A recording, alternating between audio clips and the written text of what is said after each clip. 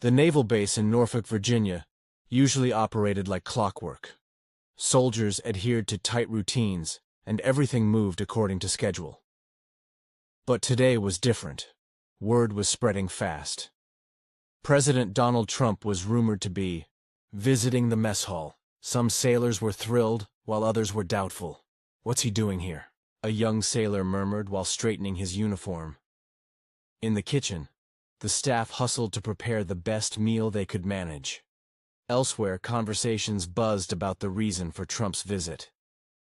Was it just for show? Would he genuinely engage with the troops? Among those unconcerned was C. Mercer, a 24-year-old Navy engineer. She stayed focused on her duties, uninterested in politics.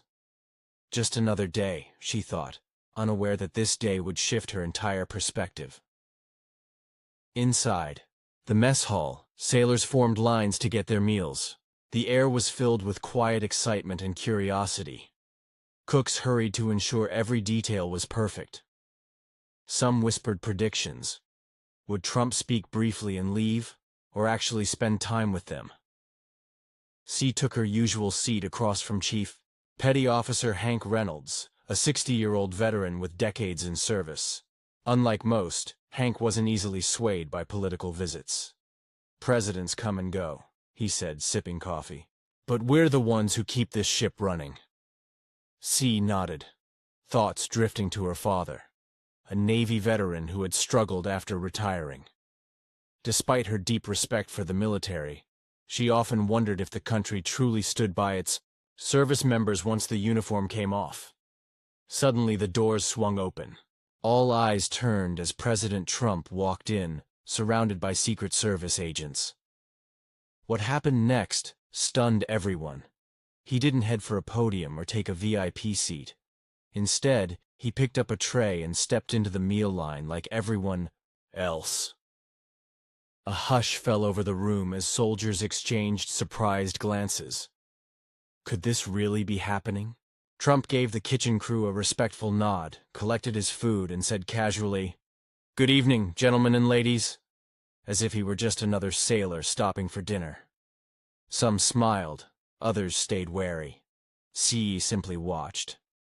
She'd seen political figures visit before, but none had behaved like this. With his tray in hand, Trump scanned the room for a seat. His security team subtly pointed him toward a reserved table, but he ignored it. Instead, he headed straight for Cy and Hank's table. "Mind if I join you?" Trump asked, placing his tray down before either could reply. Hank chuckled. "It's your country, Mr. President." C hesitated, puzzled. Of all the tables, why this one? She gave a polite nod and tried not to read too much into it. Around them, whispers echoed as other sailors observed the unexpected scene. Trump lifted his fork. "So, what's for dinner?" Hank smirked. "Same thing we always get." Trump took a bite and nodded. "Not bad." Cy was unsettled by his informal manner. This wasn't what she expected. Between spoonfuls of mashed potatoes, Trump looked around and asked, "So, what's the hardest part of serving?" Hank answered first. "Being away from family." Many nodded in agreement. The long absences, missed birthdays, and time away from loved ones weighed heavily. But CA had a different answer. After a pause, she said, "Feeling forgotten after we serve." Silence followed. Some stared down at their plates. Trump set down his fork and looked directly at her. "What do you mean?" he asked. She took a deep breath. "My dad served 22 years. When he retired, he couldn't find work. It felt like the world moved on without him." Trump leaned back, visibly affected. "That's not right," he muttered. It was the first time Cy noticed genuine emotion in his eyes. Her father, James Mercer, had given everything for his country, only to face rejection and hardship after leaving the military. "It wasn't fair. It's hard," she continued. He felt abandoned. Hank nodded solemnly. "Happens to a lot of us, kid." Trump stayed quiet for a moment. Then he asked, "What's your father's name?" "James Mercer, sir," Sia replied. "And where is he now?" She hesitated. "Looking for a job." Trump tapped the table. "That shouldn't be happening," he said with quiet determination. Sia had no idea what he was thinking. Then Trump leaned over to an aide and whispered something. The aide nodded and quickly stepped away, phone in hand. Looking back at Sia, Trump said, "Tell your dad to expect a call soon." Sia frowned. "A call from who?" Trump smiled. "Let's just say someone who can help."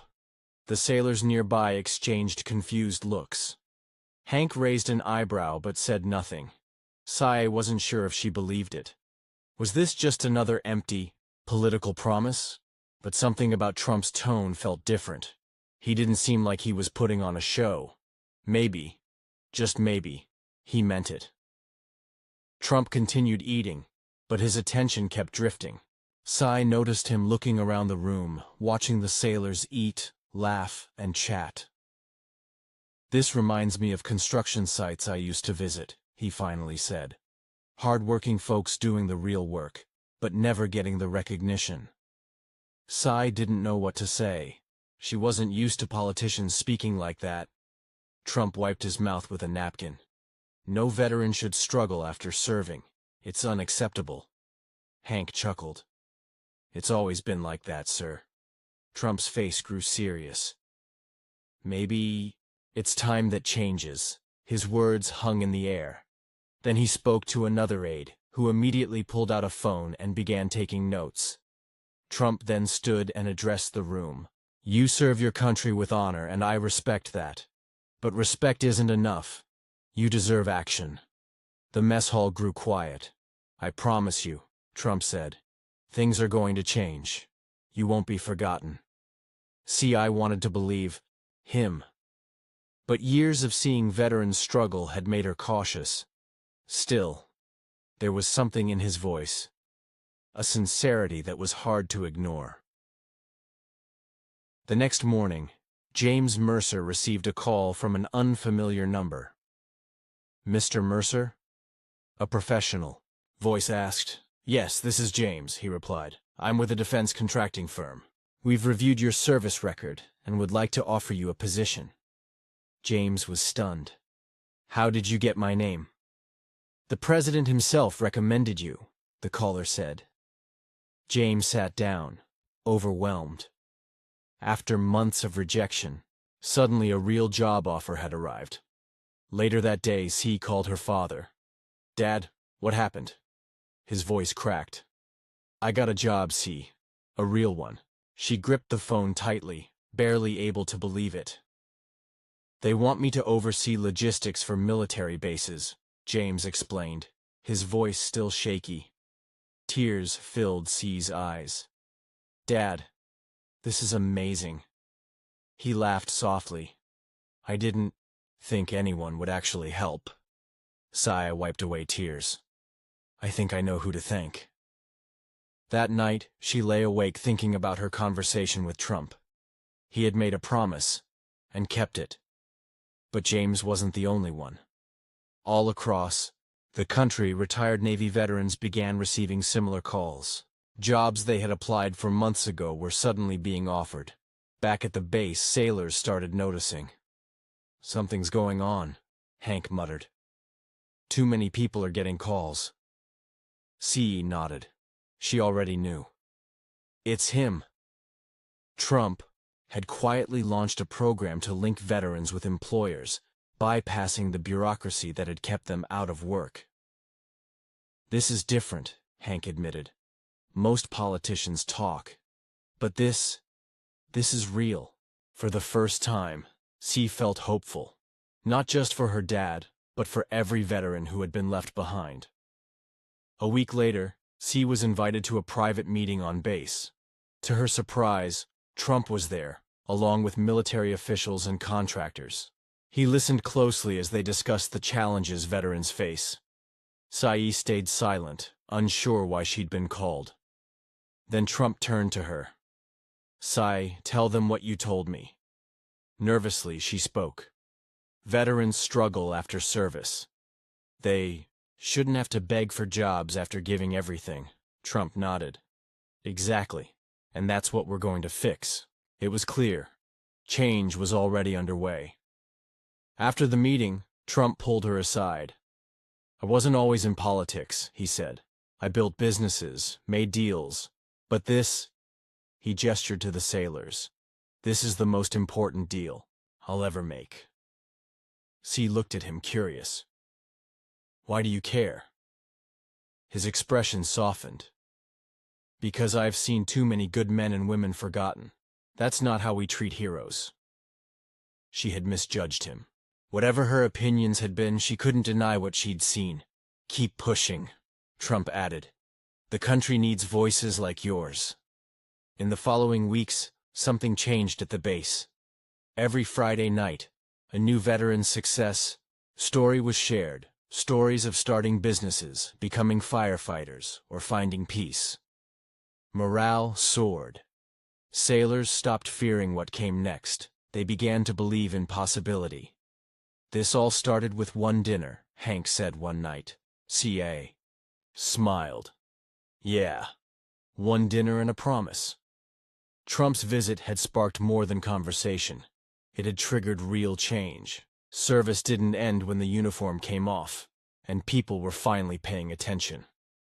A few weeks later, C received a letter from the White House. Her hands trembled as she opened it. Inside was a handwritten note. C, your father's story opened my eyes. I promised to make a change, and I will. Keep serving with honor. I'll keep my word. Donald J. Trump. She framed the letter, a reminder that a single meal had made a lasting difference. C now believed service meant not just sacrifice, but a responsibility to help others. She launched a program on base to prepare sailors for civilian life. Resume workshops, interview prep, employer connections. Small steps, big impact. Hank smiled, watching, and someone will fight for you. She had become a voice for veterans, and it all began with one simple dinner in a Navy mess hall.